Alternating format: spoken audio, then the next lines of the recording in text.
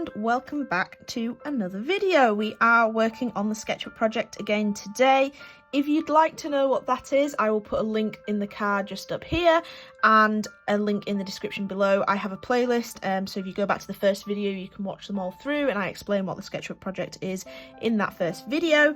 But I want to get straight into this. I'm picking myself up after the last video where, let me unclip all of this, where we had the unfortunate mishaps whilst we were doing this piece of artwork.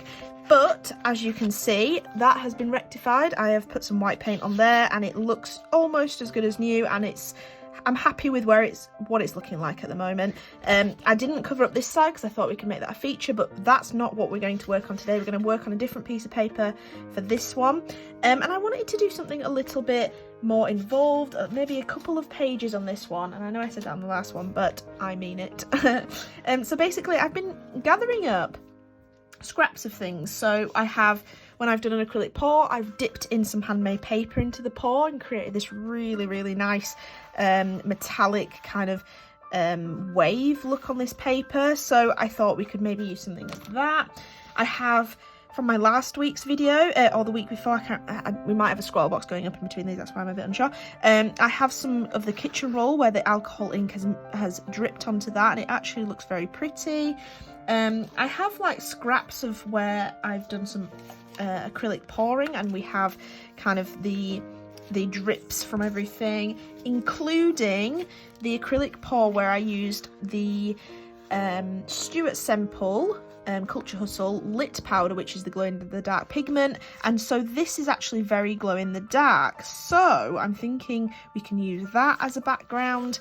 And then also we drink a lot of podded coffee by cafepod.com, and the inside of the boxes are this beautiful road, this map here, so I really like that, so I want to use that as well. So basically what I'm saying is I've got a lot of things that I really want to use as backgrounds for art, or maybe even use as a collage, and I think we're going to create 1 or 2 pages doing a bit of collage work and adding some art on top, or maybe just mix it and matching some of those backgrounds and create something very nice.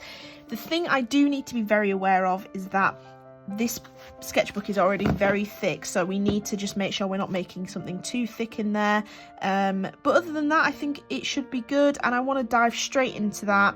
I have some ideas where I'm going to incorporate some black ink pens on top of some stuff and create some really nice feature pieces in this sketchbook rather, and I want to just explore and see what we can come up with and do something a little bit different with the supplies and not just do a standard speed paint. So I'll turn this onto a time lapse for a little bit, and we'll do a few slow-mos, some close-ups, etc., and then we'll debrief at the end when we finish the pieces of art.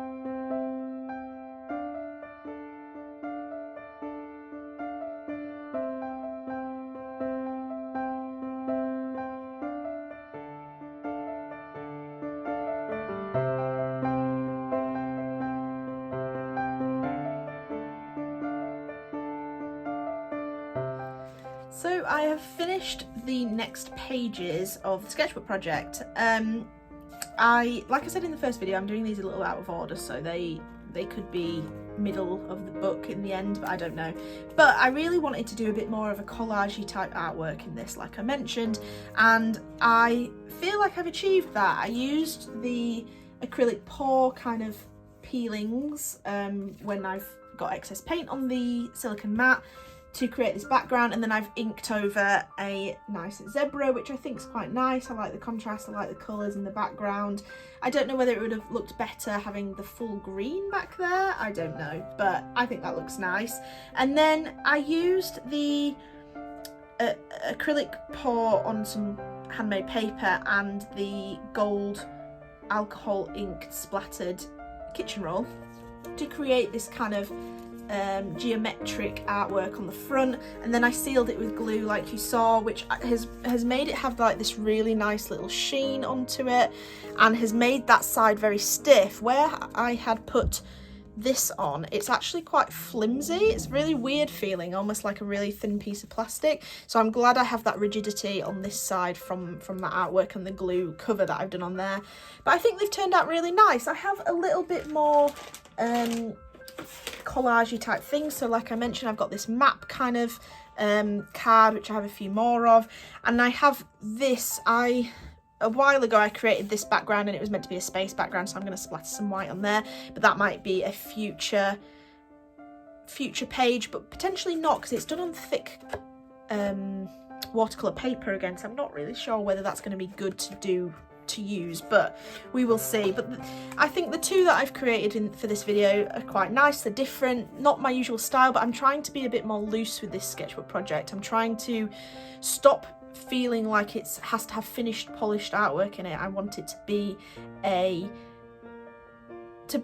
sketchbook. It needs to have things where I'm experimenting with things. So I think I've achieved that with these two pages, and I need to keep pushing to be outside my comfort zone, to try out old supplies, to try out new supplies and techniques, etc. So I think I'm pleased with that, and I hope you've enjoyed this video.